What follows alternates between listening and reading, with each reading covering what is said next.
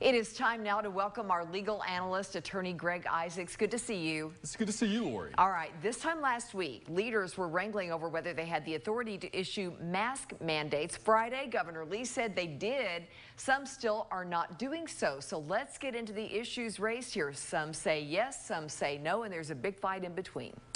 Lori, this statute that gives the governor power only comes up when there is an emergency, and it's called the Emergency Management Powers of Governor. And in there, it sets forth that the governor, in a state of emergency, can suspend rules, regulations, do as he deems appropriate to combat the state of emergency, or delegate his authority to those people he thinks is proper.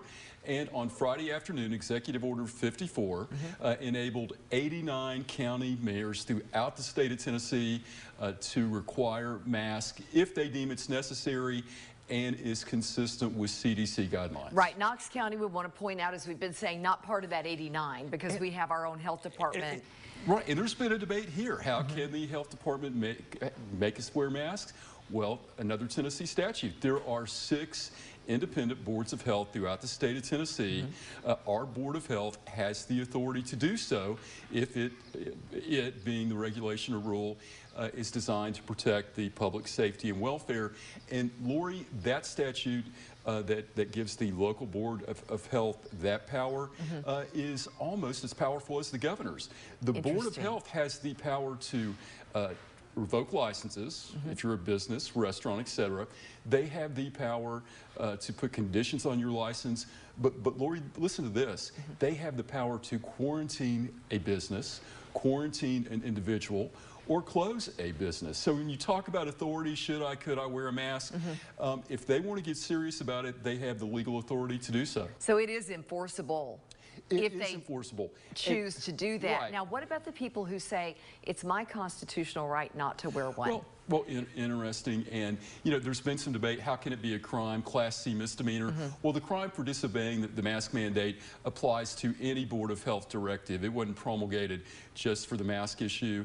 Now, that issue, I think, is interesting. We, under our Tennessee heritage, our Constitution is very powerful. Under Section 11, Article 16, it says the government cannot pass a law to infringe any of our rights in the Tennessee Constitution, our Bill of Rights. I think under the freedom of assembly that we have, the shelter in place, stay at home, could have been unconstitutional.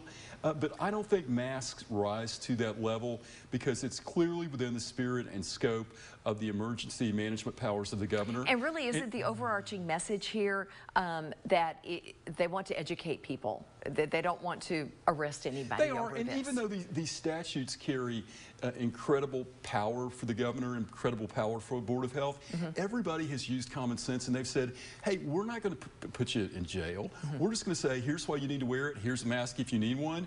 Lori, here's the vote so far. Sevier County, Mass, Knox County, Hamilton County, Davidson County, Shelby County, all have voted to wear masks.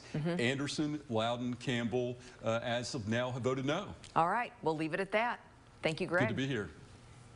And if you have a question for Greg, just send an email to AskIsaacs@WATE.com. And be sure to tune in to WATE 6 on Your Side News at 5:30 every Wednesday to see if he answers your legal questions.